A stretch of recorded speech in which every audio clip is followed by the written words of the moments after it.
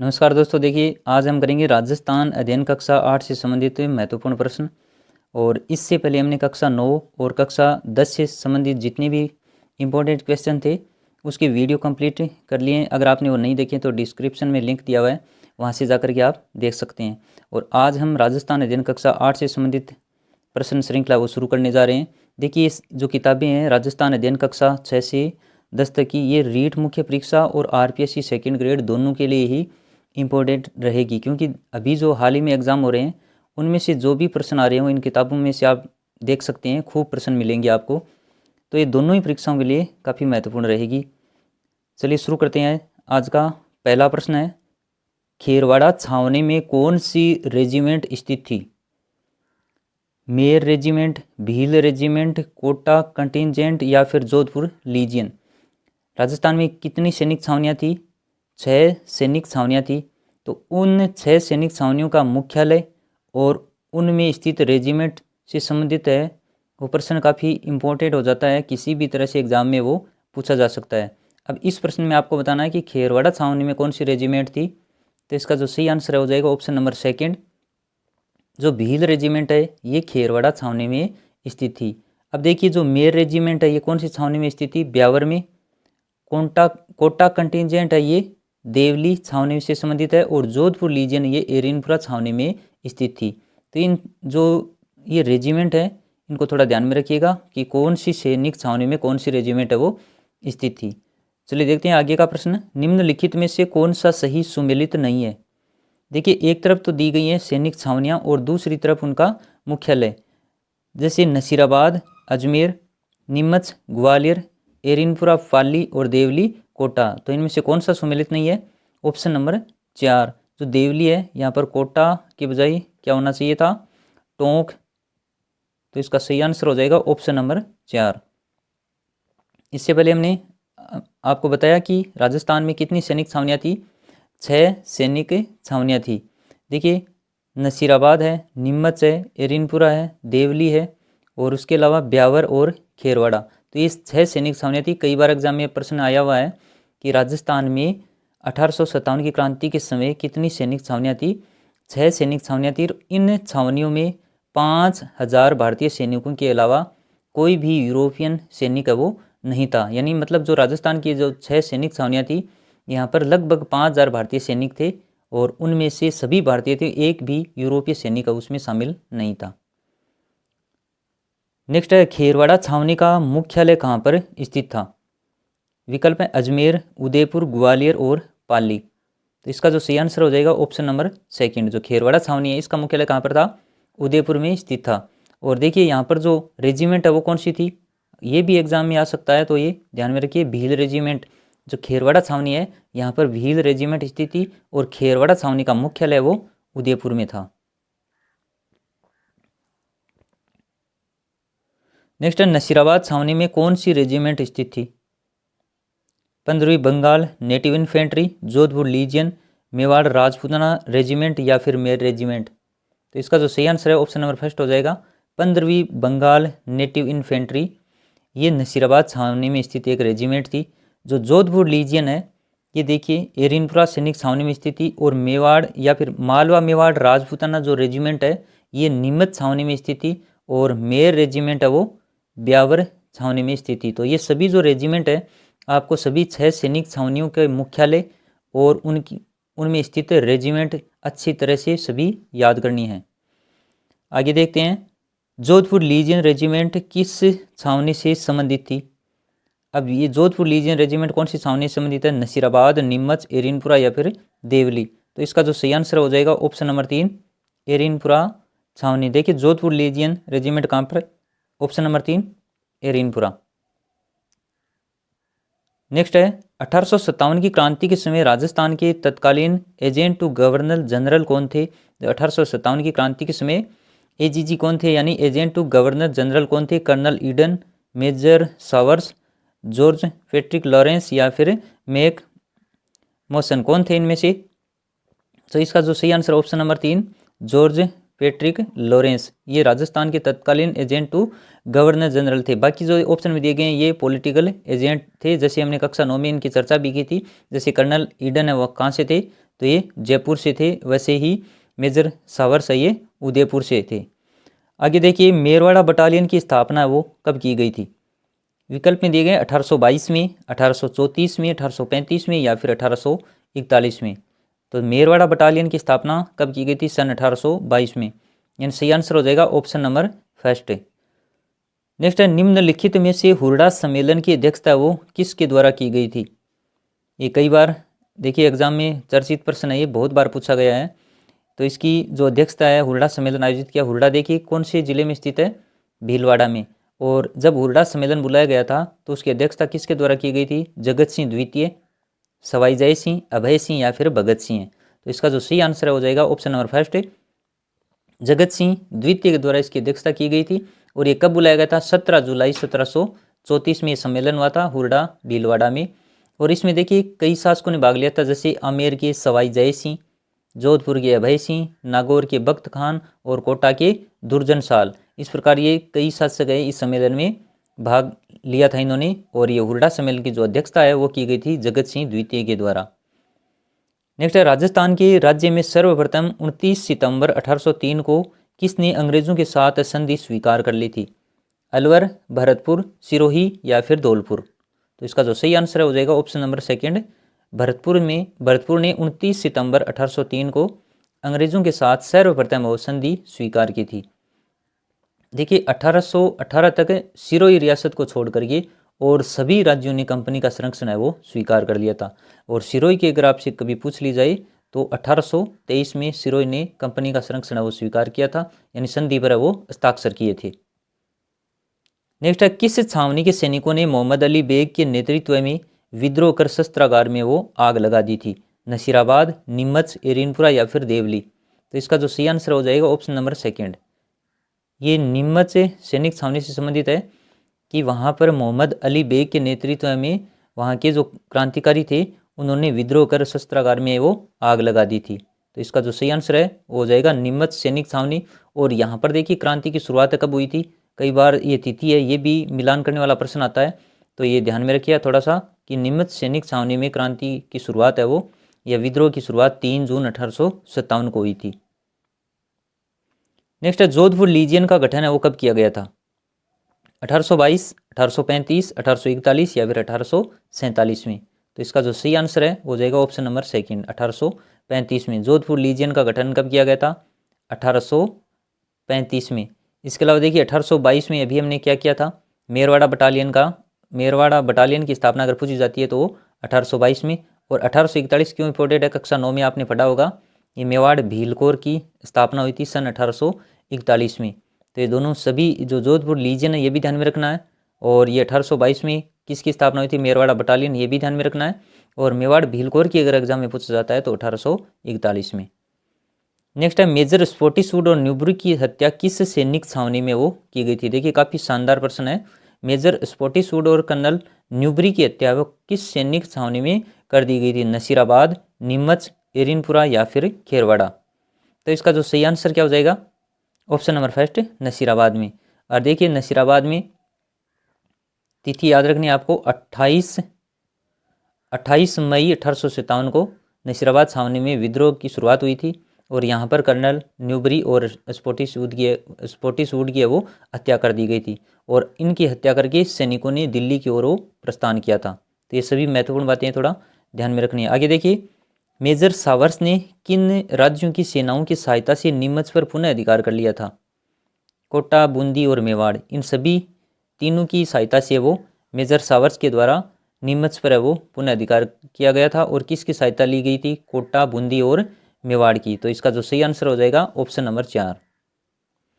Next है एरिनपुरा में विद्रोह की शुरुआत है वो कब की गई थी, कब हुई थी, एरिनपुरा में जो विद्रोह की शुरुआत है वो कब हुई थी। ऑप्शन में दिए गए 28 मई 1857, 3 जून 1857, 21 अगस्त 1857 और 15 अक्टूबर 1857 को। तो इसका जो सही आंसर क्या हो जाएगा, ऑप्शन नंबर 3, 21 अगस्त 1857 को एरिनपुरा में विद्रोह की शुरुआत हुई थी। इसके अलावा देखिए 28 मई से कहाँ से शुरुआत की गई थी, नसीराबाद से। और 3 जून को भी हमने पढ़ा कहाँ से शुरुआत हुई थी, 3 जून को नीमच में विद्रोह हुआ था। और 15 अक्टूबर एग्जाम में पूछा जाता है, तो 15 अक्टूबर को विद्रोह कहाँ पर हुआ था? कोटा में। तो देखिए तिथि है वो काफ़ी इंपॉर्टेंट रहेगी। 28 मई को नसीराबाद, 3 जून को नीमच, 21 अगस्त को एरिनपुरा और 15 अक्टूबर को कोटा में वो विद्रोह की शुरुआत हुई थी। आगे देखते हैं, जोधपुर लीजियन के नेतृत्व में विद्रोह का बिगुल बजाया था। किसके नेतृत्व में? जोधपुर लीजियन थी, वहाँ पर किसके नेतृत्व में विद्रोह का बिगुल बजाया था? मोती खान, सूबेदार शीतल प्रसाद और तिलक राम। तो ये तीनों ही थे। उपयुक्त सभी इसका सही आंसर हो जाएगा ऑप्शन नंबर 4। और ये देखिए जोधपुर लीजियन से संबंधित है। मोती खान, सूबेदार शीतल प्रसाद और तिलक राम, इनके नेतृत्व में क्रांतिकारियों ने चलो दिल्ली मारो फिरंगी के नारे लगाते हुए वो दिल्ली की ओर वो चल पड़ते हैं। तो ये भी कई बार खतन एग्जाम में पूछा जाता है कि किस सैनिक के छावनी या फिर इनके नाम भी पूछे जा सकते हैं कि चलो दिल्ली मारो फिरंगी के नारे लगाते हुए दिल्ली की ओर चल पड़े थे। तो थोड़ा सा ध्यान में रखना आपको कि मोती खान, सूबेदार शीतल प्रसाद और तिलक राम। आगे देखिए, बिठोड़ा पाली का युद्ध है निम्नलिखित में से कब हुआ था? विकल्प में दिए गए 8 सितंबर 1857, 18 सितंबर 1857, 28 मई 1857 और 21 अगस्त 1857 को। जो बिठोड़ा है ये कहाँ पर स्थित है ये भी पूछा जा सकता है। तो देखिए पाली जिले में है ये, और ये युद्ध कब हुआ था? इसका सही आंसर हो जाएगा ऑप्शन नंबर फर्स्ट, 8 सितंबर 1857 को। देखिए आहुआ के जो ठाकुर कौन थे? कुशाल सिंह। और आहुआ है आसोप, आलनियावास, लांबिया, गुल्लर, ये सभी जो परगने हैं उनके सैनिकों ने 8 सितंबर को बिठोड़ा नामक स्थान पर, यानी जो पाली जिले में पड़ता है, बिठोड़ा में कैप्टन हीथकोट और जोधपुर के तख्त सिंह की जो सेना है उनकी संयुक्त सेना को वो पराजित किया था। तो ये काफ़ी महत्वपूर्ण हो जाता है। और आहुआ क्रांति का जो नेतृत्व है वहाँ का नेतृत्व किसके द्वारा किया गया था? ठाकुर कुशाल सिंह के द्वारा। तो ये आपको ध्यान में रखना है कि बिठोड़ा पाली का युद्ध है वो हुआ था 8 सितंबर 1857 को। जो आउवार, उसके साथ आसोप, आलनियावास, गुल्लर, ऐसे जो नाम दिए जाते हैं उनका भी थोड़ा सा ध्यान में रखना है कि वहाँ के जितने भी सैनिक थे उन सब ने मिल करके और 8 सितंबर 1857 को बिठोड़ा नामक स्थान पर किन की सेना को पराजित किया था? कैप्टन हीथकोट और जोधपुर के तख्त सिंह की संयुक्त सेना को वो पराजित किया था। आगे, क्रांतिकारियों तथा जोधपुर के पॉलिटिकल एजेंट मैसन के बीच चेलावास का युद्ध देखिए कब हुआ था? 8 सितंबर 1857, 18 सितंबर 1857, 21 अगस्त 1857 या फिर 3 जून 1857 को। तो इसका जो सही आंसर वो माना जाएगा ऑप्शन नंबर सेकेंड, 18 सितंबर 1857 को। देखिए क्रांतिकारी और जोधपुर के एक एजेंट थे मॉक मैसन है, इनके बीच में एक चेलावास का ये युद्ध हुआ था। और इस युद्ध में मैसन का वो सिर काट करके आहुआ के किले पर वो लटका दिया गया था। तो देखिए ये भी कई बार पूछा जाता है कि किस युद्ध में मॉक मैसन का सिर काट करके आहुआ के किले पर वो लटकाया गया था। तो थोड़ा सा ध्यान में रखिए, ये चेलावास का युद्ध देखिए जोधपुर के पॉलिटिकल एजेंट मॉक मैसन का बीच, क्रांतिकारी और जोधपुर के पॉलिटिकल एजेंट मॉक मैसन के बीच हुआ था कौन सा युद्ध? चेलावास का युद्ध। और ये कब हुआ था? 18 सितंबर 1857 को। नेक्स्ट है, किसके नेतृत्व में सेना ने 9 जनवरी 1858 को आहुआ पर आक्रमण कर किले पर वो अधिकार कर लिया था? Brigadier Holmes, major Sawers, McDonald और मोहम्मद अली बेग। तो इसका जो सही आंसर है हो जाएगा ब्रिगेडियर होम्स के नेतृत्व में, यानी ऑप्शन नंबर फर्स्ट है। ये ब्रिगेडियर होम्स के नेतृत्व में 9 जनवरी 1858 को आहुआ पर आक्रमण कर किले पर वो अधिकार कर लिया गया था। ये काफ़ी महत्वपूर्ण है। आहुआ से संबंधित देखिए, आहुआ के जो ठाकुर कुशाल सिंह थे वहाँ पर क्रांतिकारियों का नेतृत्व किया था। लेकिन अगर एग्जाम में ऐसे भी पूछा जा सकता है कि 9 जनवरी 1858 को आहुआ पर आक्रमण करके उस किले पर अधिकार है वो किसके द्वारा किया गया था, किसके नेतृत्व में किया गया था? तो वो थे ब्रिगेडियर होम्स के नेतृत्व में। नेक्स्ट है, शेखावाटी ब्रिगेड की स्थापना निम्नलिखित में से कब की गई थी? 1834, 1840, 1841 या फिर 1885 में। तो इसका जो सही आंसर है हो जाएगा ऑप्शन नंबर फर्स्ट, 1834 में शेखावाटी ब्रिगेड की वो स्थापना की गई थी। नेक्स्ट है, लाला जयदयाल और मेहराब खां के नेतृत्व में 15 अक्टूबर 1857 को कहाँ पर विद्रोह है वो किया गया? विकल्प में दिए गए हैं कोटा, नीमच, नसीराबाद और एरिनपुरा। तो इसका जो सही आंसर है हो जाएगा ऑप्शन नंबर फर्स्ट। लाला जयदयाल और मेहराब खां के बारे में कई बार एग्जाम में प्रश्न आता है। इसका सही आंसर कोटा माना जाएगा। और क्रांतिकारियों ने मेजर बर्टन का सिर काट करके क्या किया था? कोटा शहर में घुमाया था। और जो कोटा के महाराव थे राम सिंह द्वितीय, उसको दुर्ग में कैद कर दिया था। निम्नलिखित में से कौन कौन सी रियासतें अपना स्वतंत्र अस्तित्व है वो रख सकती थी। देखिए राजस्थान का जो एकीकरण चल रहा था उस समय इनका विलय किया जा रहा था रियासतों का, तो उनमें से ऐसी कौन सी रियासतें थी जो अपना स्वतंत्र अस्तित्व रख सकती थी। तो देखिए इसमें जयपुर, जोधपुर, बीकानेर और उदयपुर ये चारों ही रियासतें ऐसी थी जो अपना स्वतंत्र अस्तित्व रख सकती थी। उसके लिए देखिए क्या शर्त थी कि उसकी न्यूनतम आय 1 करोड़ रुपए वार्षिक होनी चाहिए और उसकी जनसंख्या है वो लगभग 10 लाख है वो जनसंख्या होनी चाहिए थी। ये शर्तें थी और ये शर्तें ये चारों ही रियासतें पूरी करती थी, जयपुर, जोधपुर, बीकानेर और उदयपुर। तो ये सभी थी, इसका सही आंसर हो जाएगा उपयुक्त सभी। नेक्स्ट है एकीकरण का प्रथम प्रयास किसके द्वारा किया गया था। ऑप्शन में दिए गए उदयभान सिंह, भीम सिंह, शार्दुल सिंह और जसवंत सिंह। तो देखिए इसका जो सही आंसर है वो जाएगा कोटा के भीम सिंह के द्वारा एकीकरण का प्रथम प्रयास किया गया था। देखिए कोटा के बाद में मेवाड़ के महाराणा थे, उन्होंने भी 25 व 26 जून 1946 को इसी प्रक्रिया को आगे बढ़ाते हुए उदयपुर में राजस्थान, गुजरात और मालवा शासकों का एक सम्मेलन बुलाया था। तो इस प्रकार से अगर आपसे पूछा जाए तो प्रथम प्रयास की नज़र से देखें तो वो भीम सिंह थे कोटा के। आगे देखते हैं एकीकरण के पूरे राजस्थान में 3 ठिकाने थे और निम्नलिखित में से कौन सा राजस्थान का वो एक ठिकाना नहीं था। विकल्प में अजमेर, लावा, कुशलगढ़ और नीमराना। तो देखिए कितने ठिकाने थे, 3 ठिकानों में कौन सा शामिल इसमें नहीं था। तो अजमेर मेरवाड़ा था ना, वो केंद्र शासित प्रदेश में आता था। उसके अलावा देखिए लावा, कुशलगढ़ और नीमराना ये 3 ठिकाने थे और 19 रियासतें, एकीकरण से पूरे राजस्थान में 19 रियासतें थी।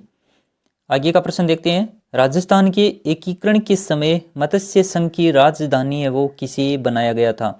मत्स्य संघ की राजधानी मतलब राजस्थान के एकीकरण का प्रथम चरण जो 17 या 18 मार्च 1948 से प्रारंभ हुआ था। कहीं पर आपको 17 मार्च लिखा हुआ मिलेगा और कहीं पर 18 मार्च, लेकिन जो राजस्थान अध्ययन है उसमें दोनों ही तिथियां दी गई हैं, 17 से 18 मार्च, 17-18 मार्च 1948।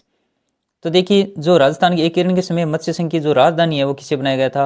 ऑप्शन नंबर फर्स्ट है सही माना जाएगा, अलवर को मत्स्य संघ की राजधानी बनाया गया था। और देखिए धौलपुर शासक जो उदयभान सिंह थे उनको राज प्रमुख बनाया गया था और शोभाराम कुमावत को प्रधानमंत्री बनाया गया था। तो देखिए इनको भी आपको ध्यान में रखना है।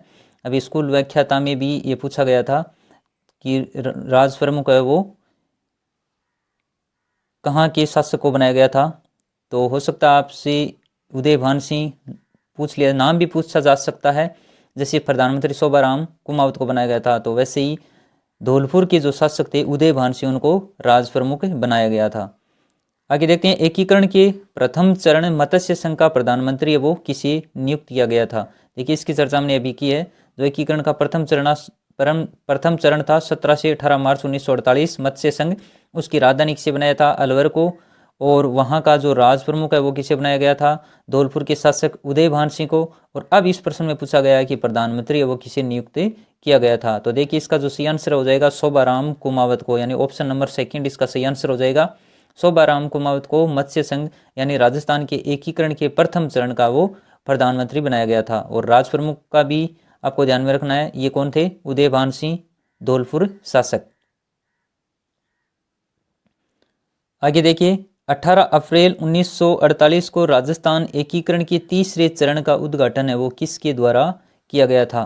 तीसरा चरण कब, 18 अप्रैल 1948 को। देखिए इसका पूछा गया है उद्घाटन किसके द्वारा किया गया था, तो ये किया गया था जवाहरलाल नेहरू के द्वारा, यानी ऑप्शन नंबर सेकंड इसका सही आंसर हो जाएगा। पहला और दूसरा चरण था उन दोनों का देखिए उद्घाटन किया गया था NV गॉडगिल के द्वारा, और तीसरे चरण का उद्घाटन है वो जवाहरलाल नेहरू के द्वारा, और चतुर्थ चरण का वल्लभ भाई पटेल के द्वारा उद्घाटन किया गया था। तो इस प्रकार से आपको ध्यान में रखना है, गॉडगिल उसके बाद में जवाहरलाल नेहरू और उसके बाद में वल्लभ भाई पटेल। आगे देखते हैं मत्स्य संघ का विलय वो कब किया गया। अब यहाँ पर आपको ध्यान देने योग्य बात यह है कि कई बार आप जल्दबाजी में कर देते हैं कि मत्स्य संघ का जो निर्माण हुआ था प्रथम चरण में वो डेट ध्यान में रखते हैं कि 18 मार्च 1948 ये सही होगा। लेकिन यहाँ पर देखिए क्या पूछा जा रहा है, मत्स्य संघ का राजस्थान के एकीकरण में कौन से चरण में विलय किया गया था या कब किया गया था। देखिए दिया गया 18 मार्च 1948, 25 मार्च 1948, 15 मई 1949 और 30 मार्च 1949 को। तो देखिए इसका जो सही आंसर हो जाएगा ऑप्शन नंबर 3, 15 मई 1949 को मत्स्य संघ का भी है वो विलय कर दिया गया था।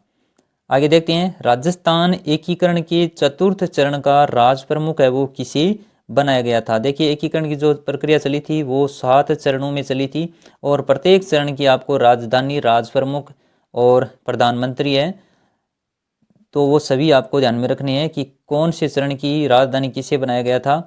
अब इसमें जो पूछा गया राजस्थान एकीकरण के कौन से चरण की, चौथे चरण का वो राज प्रमुख वो किसे बनाया गया था, मान सिंह द्वितीय को, हीरालाल शास्त्री, भूपाल सिंह या फिर सरदार वल्लभ भाई पटेल को। तो इसका जो सही आंसर हो जाएगा मान सिंह द्वितीय को राज प्रमुख है वो बनाया गया था। और जो हीरालाल शास्त्री थे इनको देखिए प्रधानमंत्री बनाया गया था चौथे चरण का, और भूपाल सिंह थे इनको महाराजा प्रमुख भी बनाया गया था। तो देखिए राज प्रमुख कौन हो गए, चौथे चरण के राज प्रमुख हो गए मान सिंह द्वितीय, और प्रधानमंत्री बनाया गया हीरालाल शास्त्री, और महाराजा प्रमुख है वो किसे बनाया गया, भूपाल सिंह को। देखिए चौथा चरण है, इसकी तिथि अगर आपसे पूछी जाए तो 30 मार्च आपको ध्यान में रखना है। 30 मार्च 1949 को इसे वृहत राजस्थान नाम दिया गया, 30 मार्च 1949 को। और इसमें कौन कौन सी रियासतें हैं उनका विलय किया गया था, तो देखिए जयपुर, जोधपुर, बीकानेर और जैसलमेर, ये चारों रियासतें आपको ध्यान में रखनी है। चौथे चरण में कौन कौन सी हैं, जयपुर, जोधपुर, बीकानेर और जैसलमेर। तो इस प्रकार से भी प्रश्न है वो आपसे पूछा जा सकता है। आगे देखते हैं, राजस्थान एकीकरण के समय झालावाड़ का सिरोंज क्षेत्र वो किसे सौंपा गया था। देखिए काफी महत्वपूर्ण प्रश्न है। उत्तर प्रदेश, मध्य प्रदेश, गुजरात और महाराष्ट्र। तो देखिए जो राजस्थान का एकीकरण चल रहा था उसमें झालावाड़ का एक क्षेत्र था सिरोंज, उस सिरोंज क्षेत्र को किसे सौंपा गया था, ऑप्शन नंबर सेकंड इसका सही आंसर हो जाएगा, मध्य प्रदेश को सौंपा गया था। और ये बात है 7वें चरण की, जो कब हुआ था, 1 नवंबर 1956 को, 1 नवंबर 1956 को राजस्थान के एकीकरण के समय झालावाड़ का जो सिरोंज क्षेत्र है वो किसे सौंपा गया, मध्य प्रदेश को सौंपा गया था। यानी ऑप्शन नंबर सेकंड इसका सही हो जाएगा। इसमें देखिए जो आबू, देलवाड़ा, अजमेर मेरवाड़ा और मंदसौर है, मंदसौर का एक क्षेत्र है सुनेल टप्पा, उस क्षेत्र का भी विलय किया गया था। तो ये भी आपको ध्यान में रखना है। आबू, देलवाड़ा, अजमेर मेरवाड़ा, मंदसौर का एक क्षेत्र सुनेल ठप्पा, उसका विलय किया गया था। और झालावाड़ का जो सिरोंज क्षेत्र है उसे मध्य प्रदेश को सौंप दिया गया था। आगे देखिए, सिरोही के देलवाड़ा आबू क्षेत्र का विलय राजस्थान के एकीकरण के किस चरण में किया गया था। इसका जो सही आंसर है देखिए हो जाएगा 7वें चरण में। अभी हमने इसकी चर्चा की कि सिरोही का विलय एक बार सेकंड ग्रेड में पूछा भी गया था कि सिरोही का विलय कितने चरणों में हुआ था, तो 2 चरणों में, कुछ हिस्सा 6वें में और फिर 7वें चरण में। देलवाड़ा व आबू क्षेत्र वो 6वें चरण में शामिल नहीं किया गया था, तो देलवाड़ा और आबू क्षेत्र का विलय वो 7वें चरण में किया गया था। उसका सही आंसर हो जाएगा ऑप्शन नंबर 4। और ये 7वां चरण कब होता है, 1 नवंबर 1956 को। निम्नलिखित में से किन रियासत के शासकों ने तात्या टोपे का सहयोग नहीं किया था। देखिए विकल्प में दिए गए जयपुर, मारवाड़ और मेवाड़। तो देखिए जो ये तीनों हैं इनमें से किसी ने भी तात्या टोपे का वो सहयोग नहीं किया था। सही आंसर हो जाएगा ऑप्शन नंबर 4। नेक्स्ट है, संयुक्त राजस्थान 18 अप्रैल 1948 के राज प्रमुख है वो किसे बनाया गया था। ऑप्शन में दिए गए माणिक्यलाल वर्मा, भूपाल सिंह, मान सिंह द्वितीय और हीरालाल शास्त्री। तो बताइए देखिए संयुक्त राजस्थान के राज प्रमुख है वो किसे बनाया गया था। ऑप्शन नंबर सेकंड इसका सही आंसर हो जाएगा भूपाल सिंह को, और प्रधानमंत्री बनाया गया था माणिक्यलाल वर्मा को। अब देखिए नीचे के 2 ऑप्शन, मान सिंह द्वितीय ये चतुर्थ चरण के राज प्रमुख थे, और हीरालाल जो शास्त्री हैं ये चौथे चरण के प्रधानमंत्री है वो बनाए गए थे। तो ये दोनों चौथे चरण से संबंधित हैं, इनका भी ध्यान में रखिएगा। और संयुक्त राजस्थान 18 अप्रैल 1948 के राज प्रमुख बनाए गए थे भूपाल सिंह, और संयुक्त राजस्थान के जो प्रधानमंत्री है वो बनाए गए थे माणिक्यलाल वर्मा को। चलिए आगे देखते हैं, राजस्थान एकीकरण के किस चरण का उद्घाटन सरदार वल्लभ भाई पटेल के द्वारा किया गया था। देखिए अभी हमने पीछे एक प्रश्न में चर्चा की थी कि जो राजस्थान के प्रथम और द्वितीय चरण उसका उद्घाटन गॉडगिल के द्वारा किया गया था, और तीसरे चरण का जवाहरलाल नेहरू के द्वारा किया गया था, और चौथे चरण का उद्घाटन वो सरदार वल्लभ भाई पटेल के द्वारा किया गया था। तो इसका जो सही आंसर हो जाएगा ऑप्शन नंबर 4।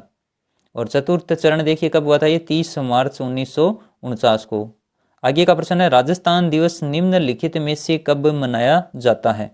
15 अगस्त, 30 मार्च, 15 मई या फिर 1 नवंबर को? अब आप कंफ्यूज हो सकते हैं, 30 मार्च और 1 नवंबर 1956 को जो राजस्थान के एकीकरण की प्रक्रिया वो संपन्न हुई थी, तो हो सकता है आप इसमें कई बार कंफ्यूज हो जाते हैं कि हो सकता है इसी दिन राजस्थान दिवस के रूप में स्थापना दिवस अगर पूछा जाता है, कई बार राजस्थान दिवस न देकर के ऐसे पूछा जाता है कि राजस्थान का स्थापना दिवस कब मनाया जाता है। तो देखिए इसका जो सही आंसर हो जाएगा 30 मार्च को, और 1 नवंबर 1956 को राजस्थान के एकीकरण की प्रक्रिया वो संपन्न हुई थी। नेक्स्ट है, राजस्थान एकीकरण के समय निम्नलिखित में से कौन सी रियासत का विलय दूसरे चरण में वो नहीं किया गया था? ऑप्शन में दिए गए बांसवाड़ा, कोटा, किशनगढ़ और जयपुर।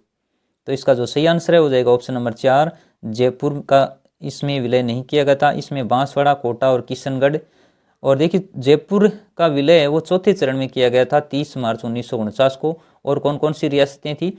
जयपुर, जोधपुर, जैसलमेर और बीकानेर। इन 4 रियासतों का विलय कई बार एग्जाम में पूछा जाता है। जयपुर, जोधपुर, जैसलमेर के साथ में किसी और रियासत का नाम दे दिया जाता है और पूछा जा सकता है कि चौथे चरण में इनमें से कौन सी रियासत है वो शामिल नहीं थी। तो देखिए इसका ध्यान में रखना आपको, जयपुर, जोधपुर, जैसलमेर, बीकानेर, इन सभी का विलय चौथे चरण में 30 मार्च 1949 को वो किया गया था।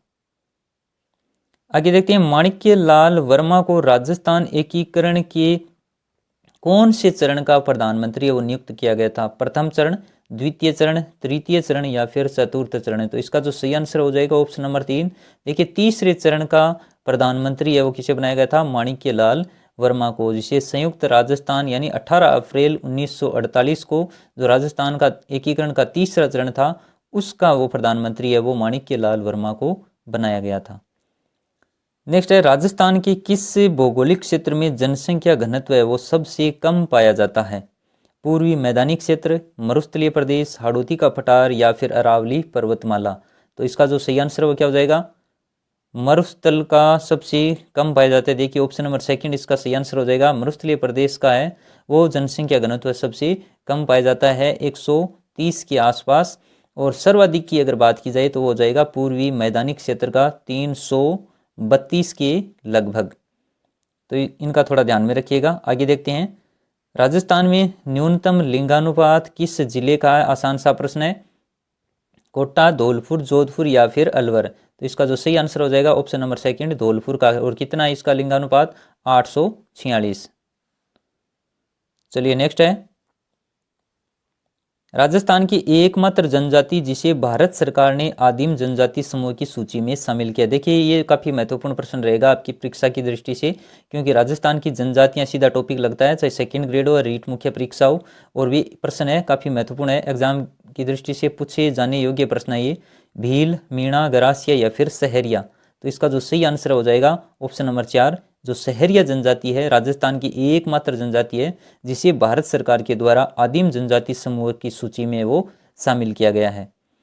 आगे देखिए नेक्स्ट है, राजस्थान के 12 जिले के शाहबाद व किशनगंज तहसीलों में कौन सी जनजाति है वो सर्वाधिक है? तो भील, मीणा, गरासिया या फिर सहरिया? तो अभी जो हमने चर्चा की थी सहरिया जनजाति की, जिसे आदिम जनजाति समूह में रखा गया है, ये कहाँ पर पाई जाती है?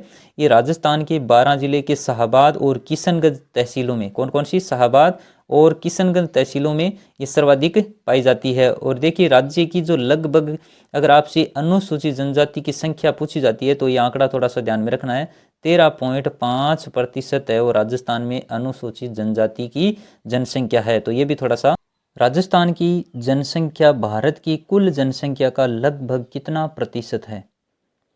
देखिए विकल्प में दिए गए हैं 4.7%, 5.7%, 8.5% और 3.9%। तो इसका जो सही आंसर है देखिए हो जाएगा ऑप्शन नंबर 2।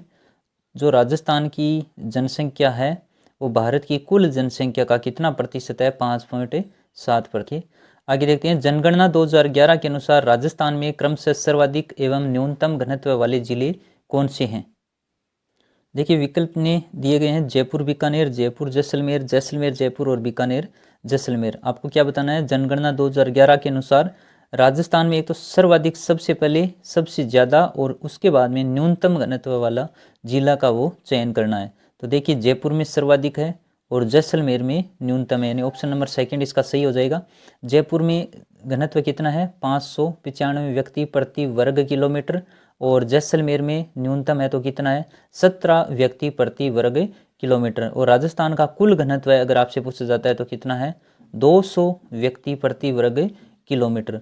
उससे पहले हमने पिछले वीडियो में एक चर्चा अलग से की थी, जैसे मरुस्थल और मैदानी क्षेत्र है, तो मैदानी क्षेत्र का जो घनत्व है वो सर्वाधिक है 332 व्यक्ति प्रति वर्ग किलोमीटर, और मरुस्थल में कितना बताया था, सबसे कम मरुस्थल में जनसंख्या घनत्व पाया जाता है और वो है 130 व्यक्ति प्रति वर्ग किलोमीटर। तो वो महत्वपूर्ण आंकड़े हैं अगर एग्जाम में पूछे गए तो।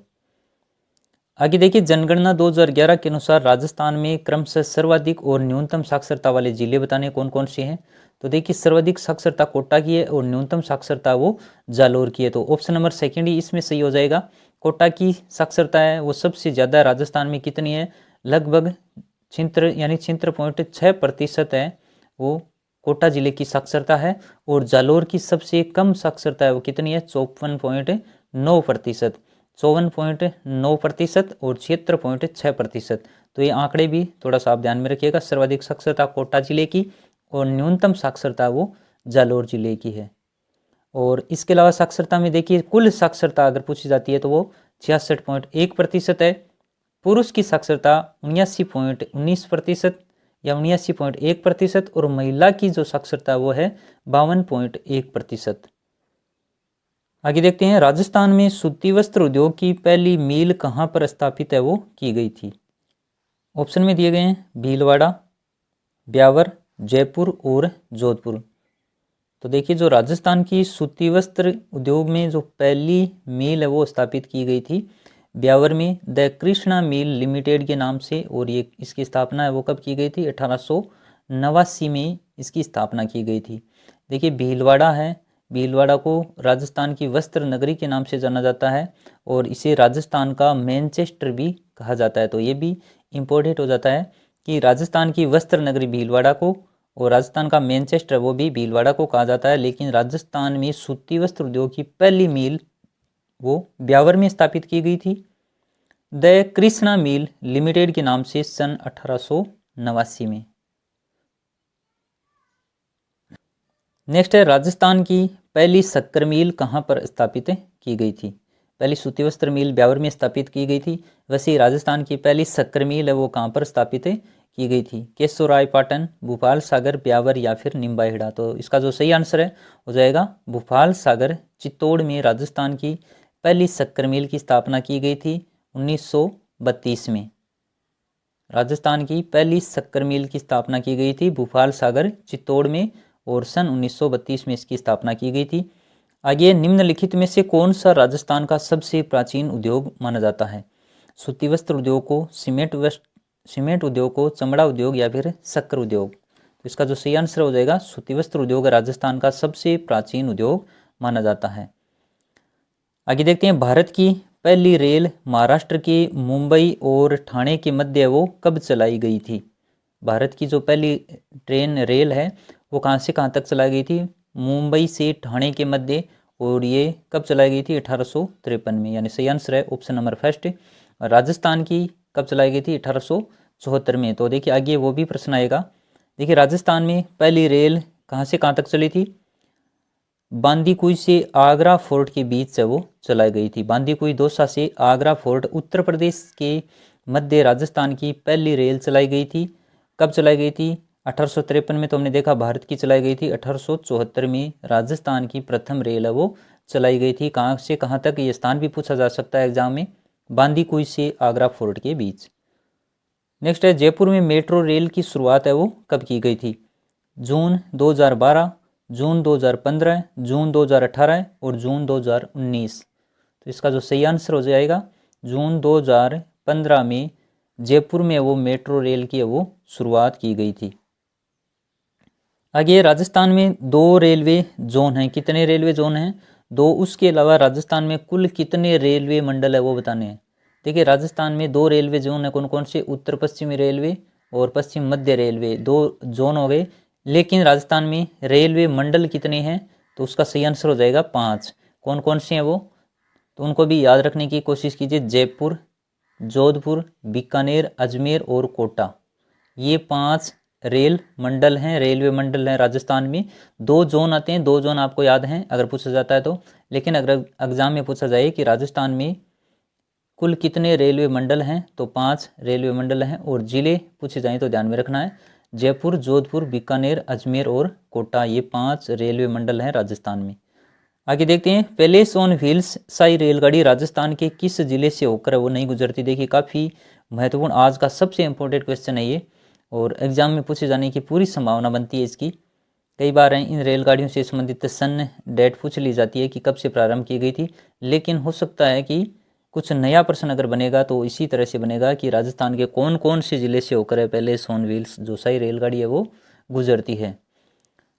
तो देखिए जोधपुर, चित्तौड़, जैसलमेर, ऑप्शन नंबर जो 4 है राजसमंद, इस जिले से ये नहीं गुजरती है। ये दिल्ली से प्रारंभ होकर के जोधपुर, उसके बाद में चित्तौड़, फिर उदयपुर, जयपुर, सवाई माधोपुर और जैसलमेर, भरतपुर, इन जिलों से, राजस्थान के इन जिलों से ये पैलेस ऑन व्हील्स है वो गुजरती है। एक बार फिर से रिपीट कर देते हैं कौन कौन से जिले हैं, तो ध्यान में रखना है जोधपुर, चित्तौड़, उदयपुर, जयपुर, सवाई माधोपुर, जैसलमेर और भरतपुर से ये पैलेस ऑन व्हील्स है शाही रेलगाड़ी, वो राजस्थान के इन जिलों से होकर के वो गुजरती है।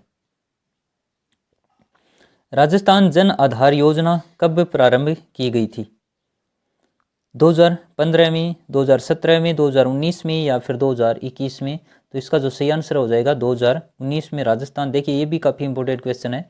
राजस्थान जन आधार योजना वो 2019 में प्रारंभ की गई थी। जैसे मेट्रो रेल की डेट भी आपको याद में रखनी है, 2015 में जयपुर में मेट्रो रेल की शुरुआत हुई थी और राजस्थान में जन आधार योजना प्रारंभ की गई थी 2019 में। करंट से संबंधित प्रश्न भी पूछा जाता है कई बार, जरूरी नहीं कि लगभग पीछे के 3-4 माह या 1 वर्ष का ही पूछा जाए, कई बार ऐसे प्रश्न भी एग्जाम में आ जाते हैं। आगे, सतत विकास लक्ष्य 2030 में कितने लक्ष्य सम्मिलित किए गए हैं। 15, 16, 17 या फिर 18। तो देखिए जो सतत विकास लक्ष्य 2030 है, इसमें 17 लक्ष्य सम्मिलित किए गए हैं। और इस सतत विकास का जो मुख्य उद्देश्य वो है गरीबी को सभी रूप से और सभी जगह से समाप्त करना। तो इसका मुख्य उद्देश्य वो भी आपको ध्यान में रखना है, सतत विकास लक्ष्य 2030। और ये सभी जो 17 लक्ष्य हैं वो 2030 तक प्राप्त करने का मुख्य लक्ष्य रखा गया है, इनको प्राप्त किए जाएंगे। और ये कितने हैं पूरे, ये 17 लक्ष्य हैं। और इसका जो सबसे प्रमुख उद्देश्य वो है गरीबी को हर प्रकार से सभी जगह से समाप्त करना। आगे, महिला सशक्तिकरण से संबंधित साझा अभियान का मुख्य उद्देश्य क्या है। तो ये साझा अभियान किससे संबंधित है, ये भी आज का सबसे महत्वपूर्ण प्रश्न है। कन्या भ्रूण हत्या रोकना, महिलाओं के जीवन स्तर में सुधार, बाल विवाह से मुक्ति और बालिका शिक्षा और स्वास्थ्य। तो इसका जो सही आंसर हो जाएगा बाल विवाह से मुक्ति। जो साझा अभियान है, महिला सशक्तिकरण से संबंधित जो साझा अभियान है, इसका मुख्य उद्देश्य है बाल विवाह से मुक्ति। नेक्स्ट है, राजस्थान राज्य महिला आयोग का गठन है वो कब किया गया था। ये भी एग्जाम की दृष्टि से काफ़ी महत्वपूर्ण प्रश्न है। 15 मई 1999, 15 मई 1994, 15 मई 1996 और 15 जून 1990। तो ये कब गठित किया गया था, राजस्थान राज्य महिला आयोग। तो ये किया गया था 15 मई 1999 को। ऑप्शन नंबर फर्स्ट इसका सही हो जाएगा। इसके अलावा देखिए राजस्थान राज्य जो महिला आयोग है, इसके अध्यक्ष का कार्यकाल पूछा जा सकता है, कितना होता है, 3 वर्ष। और इसमें एक अध्यक्ष प्लस 3 सदस्य होते हैं। सबसे इंपॉर्टेंट फैक्ट है ये कि राजस्थान राज्य महिला आयोग में एक अध्यक्ष के अलावा 3 सदस्य होते हैं। इसका कार्यकाल 3 वर्ष होता है और इसका गठन 15 मई 1999 को किया गया था। आगे, पंचायत समिति सदस्य के लिए न्यूनतम कितने वर्ष का होना आवश्यक है। 25 वर्ष, 30 वर्ष, 35 या फिर 21 वर्ष। तो सही आंसर हो जाएगा ऑप्शन नंबर फर्स्ट, इसकी न्यूनतम आयु होनी चाहिए 25 वर्ष। नेक्स्ट है, निम्नलिखित में से किस दुर्ग का सर्वाधिक उच्च भाग है वो कटारगढ़ कहलाता है। कई बार एग्जाम में भी आया हुआ प्रश्न है ये। आमेर दुर्ग, कुंभलगढ़, रणथंभौर या फिर जालोर दुर्ग। तो इसका जो सही आंसर हो जाएगा ऑप्शन नंबर सेकंड, जो कटारगढ़ है ये कहाँ, किस दुर्ग का ऊंचा भाग कटारगढ़ कहलाता है, कुंभलगढ़ दुर्ग का। और इसी कटारगढ़ में महाराणा प्रताप का भी जन्म हुआ था अगर पूछा जाता है तो ये कटारगढ़ इस दृष्टि से भी इम्पोर्टेंट हो जाता है कि महाराणा प्रताप का जन्म कहाँ पर हुआ था, कटारगढ़ में। कटारगढ़ दुर्ग किस दुर्ग से संबंधित है, कुंभलगढ़ दुर्ग से। आगे देखिए कमलेश्वर महादेव का मंदिर किस जिले में स्थित है, कोटा, बूंदी, बारां या फिर झालावाड़। तो कमलेश्वर महादेव मंदिर वो बूंदी जिले में स्थित है, ऑप्शन नंबर सेकंड इसका सही हो जाएगा। कोटा में देखिए एक प्रमुख मंदिर है, कंसवा मंदिर है, वो कोटा में है। और बारां जिले का मंदिर जो रीट में भी पूछा गया था, भंडदेवरा का जो शिव मंदिर है वो बारां जिले में स्थित है। और झालावाड़ झालारापाटन में भी एक प्रमुख मंदिर है, सूर्य मंदिर, जो झालारापाटन झालावाड़ में स्थित है। तो सभी जिलों से संबंधित आपको महत्वपूर्ण मंदिर मैंने बताई। कोटा में कंसवा मंदिर, बूंदी में कमलेश्वर महादेव का मंदिर, बारां का शिव भंडदेवरा का शिव मंदिर और झालावाड़ में झालारापाटन का सूर्य मंदिर स्थित है।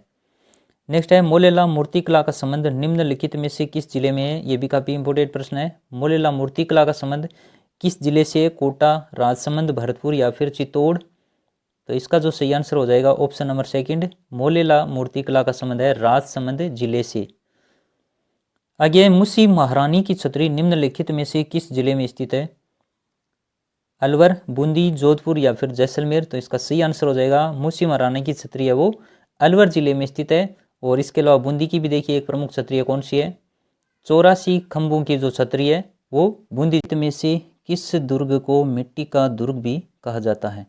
विकल्प में है लोहागढ़ दुर्ग, रणथंभौर दुर्ग, जालोर का दुर्ग और चित्तौड़गढ़ दुर्ग। तो इसका जो सही आंसर है हो जाएगा ऑप्शन नंबर फर्स्ट, लोहागढ़ दुर्ग। भरतपुर को मिट्टी का दुर्ग भी कहा जाता है क्योंकि इस दुर्ग के चारों ओर एक मिट्टी की दोहरी प्राचीर बनी हुई है, इसलिए इस दुर्ग को मिट्टी का दुर्ग कहा जाता है। और इस दुर्ग का जो निर्माण करवाया था महाराजा सूरजमल के द्वारा करवाया गया था। आगे है निम्नलिखित में से किस दुर्ग में नौलखा दरवाजा और 32 खंभों की छतरी स्थित है। देखिए विकल्प है जालोर दुर्ग, चित्तौड़गढ़ दुर्ग, कुंभलगढ़ दुर्ग, रणथंभौर दुर्ग। तो निम्नलिखित में से बताना है कि नौलखा दरवाजा और 32 खंभों की छतरी किस दुर्ग में है।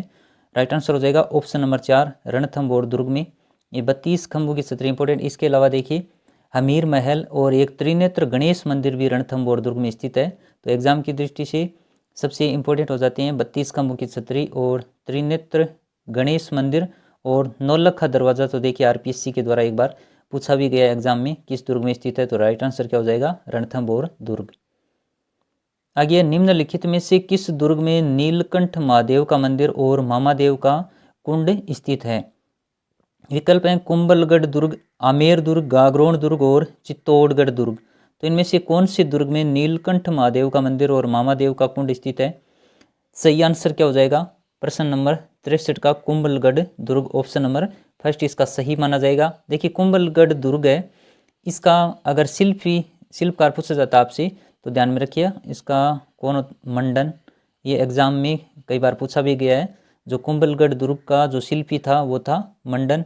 इस दुर्ग में कुल 9 दरवाजे हैं, जिनमें से देखिए इस दुर्ग का जो उच्च भाग है वो कटारगढ़ कहलाता है। पिछले वीडियो में मैंने एक ऐसा प्रश्न भी बनाया था कि किस दुर्ग का सर्वोच्च उच्च भाग है, जो सबसे ऊंचा भाग उसे कटारगढ़ कहा जाता है। तो वो कुंभलगढ़ दुर्ग में है और इसी कटारगढ़ दुर्ग में महाराणा प्रताप का वो जन्म भी हुआ था। तो ये इंपॉर्टेंट है। इसमें से जो कटारगढ़ दुर्ग है वो एग्जाम की दृष्टि से काफ़ी महत्वपूर्ण है, पूछा जा सकता है।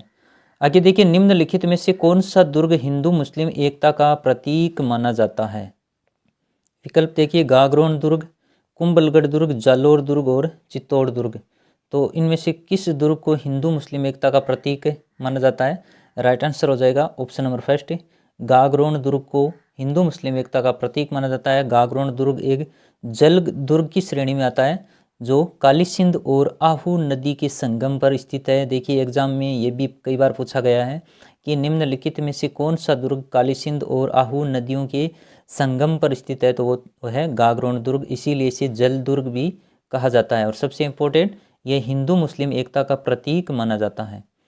नेक्स्ट है निम्नलिखित में से कौन सा सही सुमेलित नहीं है। देखिए मंदिर दिए गए और दूसरी तरफ उन मंदिरों के स्थान दिए गए हैं कहाँ पर स्थित हैं और जिले दिए गए हैं। जगदीश मंदिर उदयपुर, अंबिका मंदिर जगत, श्रीनाथ जी मंदिर राजसमंद और एकलिंग जी मंदिर चित्तौड़। तो देखिए यही ऑप्शन नंबर 4 सुमेलित नहीं है। एकलिंग जी का जो मंदिर है वो उदयपुर जिले में स्थित है और इसमें यहाँ पर चित्तौड़ दिया गया, इसलिए इसका जो सही आंसर है वो माना जाएगा ऑप्शन नंबर 4। नेक्स्ट है निम्नलिखित में से कौन सा सही सुमेलित नहीं है। अबानेरी मंदिर दौसा, खाटू श्याम जी मंदिर सीकर, गोविंद देव जी मंदिर जयपुर और उपयुक्त सभी। तो इसमें से पूछा कौन सा सही सुमेलित है, इसमें नहीं पूछा नहीं कौन सा सही सुमेलित है, तो ये तीनों ही सुमेलित हैं, सही आंसर हो जाएगा उपयुक्त सभी। आगे देखते हैं 84 खंभों की छतरी निम्नलिखित में से किस जिले में स्थित है। मूसी महारानी की छतरी और 84 खंभों की छतरी ये एग्जाम में कई बार पूछी जाती हैं और काफ़ी महत्वपूर्ण है। तो बताइए 84 खंभों की छतरी इनमें से किस जिले में स्थित है। अलवर में, बूंदी में, जैसलमेर या फिर उदयपुर में। इसका जो सही आंसर हो जाएगा ऑप्शन नंबर सेकंड, जो 84 खंभों की छतरी है वो बूंदी जिले में स्थित है। नेक्स्ट है निम्नलिखित में से कौन सा सही सुमेलित नहीं है। देखिए चित्र शैलियाँ दी गई हैं और उनके सामने चित्र शैली से संबंधित वृक्ष दिए गए हैं। उदयपुर चित्र शैली में कदम्ब वृक्ष, किशनगढ़ शैली में केले का वृक्ष, कोटाबूंदी शैली खजूर का वृक्ष और जोधपुर शैली में दिया गया पीपल वृक्ष। तो इनके जो चित्रकार हैं वो चित्र शैलियों से संबंधित जो चित्र बनाते थे तो कौन कौन से वृक्ष हैं उनमें प्रमुख तौर पर रहते थे। एक युग में इसमें ऐसा है जो सुमेलित नहीं है, जो उस चित्र शैली से संबंधित सही वृक्ष नहीं दिया गया है। तो इसका जो सही आंसर देखिए हो जाएगा जोधपुर वाला ऑप्शन, जोधपुर शैली में दिया गया पीपल वृक्ष। यहाँ पर क्या होना चाहिए था, जोधपुर शैली में आम वृक्ष ज़्यादा बहुतायत से दिखाए गए हैं। जो पीपल का वृक्ष है ये जयपुर और अलवर शैली से संबंधित है, तो ये भी ध्यान में रखिएगा। पीपल वृक्ष अगर पूछा जाता है तो जयपुर और अलवर शैली, और जोधपुर शैली में कौन सा वृक्ष, आम का वृक्ष। आगे निम्नलिखित में से कौन सा सही सुमेलित नहीं है। अब देखिए वृक्षों के बाद में चित्र शैलियों से संबंधित पशुओं के और पक्षियों के नाम दिए गए, जैसे उदयपुर शैली में हाथी और चकोर, नाथद्वारा शैली में गाय, जयपुर शैली में मोर और घोड़ा और उपयुक्त सभी। तो इनमें से बताना आपको कौन सा सही सुमेलित है। तो ये तीनों ही सुमेलित हैं, सही आंसर हो जाएगा उपयुक्त सभी। उदयपुर शैली में हाथी और चकोर, नाथद्वारा शैली में गाय और जयपुर शैली में मोर और घोड़ा। आगे है निम्नलिखित में से कौन सा सही सुमेलित नहीं है। अब वृक्ष हो गए और उसके बाद में पशु और पक्षी हो गए। अब देखिए चित्र शैलियों का एक स्पेशल रंग भी होता था। तो जोधपुर शैली में देखिए पीला रंग, उदयपुर शैली में लाल रंग, कोटा शैली में नीला रंग, किशनगढ़ शैली में सफ़ेद और गुलाबी रंग। तो इनमें से आपको बताना है कि इनमें से कौन सा सही सुमेलित नहीं है। तो ये सभी सुमेलित हैं, इनमें से कोई नहीं, यानी इसका जो ऑप्शन विकल्प दिए गए हैं वो सभी सही तरह से सुमेलित करके दिए गए हैं। जोधपुर चित्र शैली में पीला रंग की, और उदयपुर शैली लाल रंग, कोटा शैली नीला रंग, किशनगढ़ शैली है वो सफ़ेद और गुलाबी रंग की मात्रा। नेक्स्ट है निम्नलिखित में से किस चित्र शैली पर मुगल प्रभाव है वो दिखाई देता है। तो देखिए आमेर, जोधपुर और बीकानेर, इन सभी चित्र शैलियों पर मुगल प्रभाव स्पष्ट रूप से दिखाई देता है। सही आंसर हो जाएगा उपयुक्त सभी। आगे का प्रश्न है बनी ठनी का संबंध निम्नलिखित में से किस चित्र शैली से है। तो बनी ठनी का ये कई बार एग्जाम में पूछा जाता है, किशनगढ़ शैली, नाथद्वारा, जोधपुर या फिर बीकानेर शैली। सही आंसर क्या हो जाएगा, ऑप्शन नंबर फर्स्ट है, बनी ठनी का संबंध किससे है, किशनगढ़ चित्र शैली से है। नेक्स्ट है श्री चार भुजानाथ मंदिर कहाँ पर स्थित है। जगत, उदयपुर, नाथद्वारा, गढ़बोर या फिर नागदा। तो इसका जो सही आंसर है वो क्या हो जाएगा, प्रश्न नंबर 73 का श्री चार भुजानाथ मंदिर स्थित है गढ़बोर में। गढ़बोर यानी राजसमंद में चार भुजानाथ का मंदिर स्थित है। इसके अलावा देखिए जगत में कौन सा मंदिर प्रसिद्ध है, अंबिका माता का मंदिर, और उसके बाद में नाथद्वारा में दिया गया श्री नाथ जी का मंदिर, और नागदा में सास बहू का मंदिर। एग्जाम में जो कई बार आते हैं तो ये इम्पोर्टेंट है। देखिए नागदा में सास बहू का मंदिर कई बार पूछा गया है, नाथद्वारा श्रीनाथ जी का मंदिर, और जगत उदयपुर में अंबिका माता मंदिर है। इसके अलावा चार भुजानाथ मंदिर अगर पूछा जाता है तो वह है गढ़बोर राजसमंद में। नेक्स्ट है निम्नलिखित में से किसे भारतीय मूर्तिकला का शब्दकोश भी कहा जाता है। विजय स्तंभ को, आमेर के दुर्ग को, कुमलगढ़ दुर्ग या फिर गोमुख कुंड को, इनमें से किसी भारतीय मूर्तिकला का शब्दकोश भी कहा जाता है। तो ये कहा जाता है विजय स्तंभ, जो चित्तौड़गढ़ दुर्ग में स्थित है। और विजय स्तंभ में असंख्य देवी देवताओं की जो मूर्तियां हैं वो उत्कीर्ण की गई है, इसलिए इसे मूर्तिकला का शब्दकोश कहा जाता है। ये 122 फीट ऊंचा और ये कितने मंजिला इमारत है, 9 मंजिला इमारत है, ये भी पूछा जा सकता है, तो थोड़ा सा ध्यान रखिए। जो विजय स्तंभ है वो चित्तौड़गढ़ दुर्ग से संबंधित है। यह 9 मंजिला एक इमारत है जो 122 फीट ऊंचा है, और इसमें असंख्य देवी देवताओं की मूर्तियां उत्कीर्ण की गई है, इसलिए इसे मूर्तिकला का शब्दकोश भी कहा जाता है। नेक्स्ट है झालीबाव बावड़ी कुंभ स्वामी विष्णु मंदिर है किस दुर्ग में स्थित है? चित्तौड़, कुंभलगढ़, आमेर या फिर गागरोन में? तो इसका जो सही आंसर हो जाएगा कुंभलगढ़ दुर्ग में। जो कुंभ स्वामी विष्णु मंदिर है, ये थोड़ा सा आप ध्यान में रखिए, कंफ्यूजन है वही। चित्तौड़गढ़ दुर्ग में कुंभ श्याम मंदिर है और जो कुंभलगढ़ दुर्ग में है वो कुंभ स्वामी विष्णु मंदिर है। ऐसे ऊपर पूरा आगे नाम लगा हुआ है कुंभ स्वामी विष्णु मंदिर। और झालीबाव बावड़ी ये सभी किस दुर्ग में है? कुंभलगढ़ दुर्ग में। आगे देखते हैं, निम्नलिखित में से कौन सा दुर्ग काली सिंध और आहू नदी के संगम पर स्थित है? इसकी चर्चा भी हमने अभी की थी जब गागरोन दुर्ग पढ़ रहे थे, जो एक जल दुर्ग है और वो काली सिंध और आहू नदी के संगम पर स्थित है। तो सही आंसर भी इसका क्या हो जाएगा? ऑप्शन नंबर 3 गागरोन दुर्ग, जो किन किन नदियों के संगम पर स्थित है? काली सिंध और आहू नदी के। नेक्स्ट है, निम्नलिखित में से किस दुर्ग को सोनार दुर्ग या फिर गोल्डन फोर्ट भी कहा जाता है? जैसलमेर, कुंभलगढ़, सिवाना या फिर चित्तौड़गढ़ दुर्ग? तो ये किसे कहा जाता है? जैसलमेर दुर्ग को सोने जैसा चमकता है इसलिए इसे गोल्डन फोर्ट है वो भी कहा जाता है। नेक्स्ट है, कुंभलगढ़ दुर्ग में कुल कितने पोल या फिर दरवाजे हैं? विकल्प हैं 4 दरवाजे, 5, 7 या फिर 9 दरवाजे। तो कुंभलगढ़ दुर्ग में 9 दरवाजे हैं, सही आंसर हो जाएगा ऑप्शन नंबर 4। और चित्तौड़गढ़ दुर्ग में कितने हैं? 7 दरवाजे और जालोर दुर्ग में 4 दरवाजे। वैसे तो एग्जाम में ऐसी जो दरवाजे वगैरह ऐसी चीज़ें नहीं पूछी जाती हैं, जो खास प्रमुख स्थापत्य कला से संबंधित कोई मंदिर अंदर बना हुआ है या कुछ और विशेष है वैसी ही पूछी जाती हैं। ये दरवाजे कितने हैं ऐसी नहीं पूछी जाएगी, पर जो कि किताब में दी गई थी इसलिए इसका प्रश्न बना दिया कि कुंभलगढ़ दुर्ग में अगर पूछा जाता है तो ध्यान में रखिए थोड़ा सा 9 दरवाजे, और चित्तौड़गढ़ दुर्ग में अगर पूछा जाता है तो 7 दरवाजे और जालोर दुर्ग में 4 दरवाजे। आगे, सास बहू का मंदिर निम्नलिखित में से कहाँ पर स्थित है? ये इंपॉर्टेंट है, देखिए सास बहू का मंदिर नागदा, जगत नाथ द्वारा या फिर गढ़बोर? तो इसका जो सही आंसर हो जाएगा नागदा में। जो सास बहू का मंदिर है वो नागदा में स्थित है।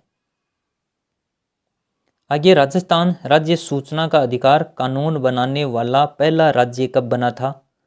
ऑप्शन में सन 2000 में, 2001 में, 2005 में या फिर 2009 में?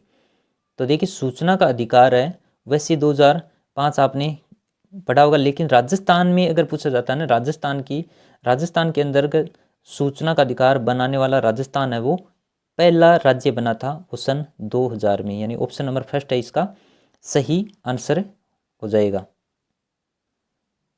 तो उम्मीद है आपको वीडियो अच्छा लगा। अगर अच्छा लगा तो कमेंट सेक्शन में कमेंट करके ज़रूर बताइए, अपने दोस्तों के साथ शेयर कीजिए।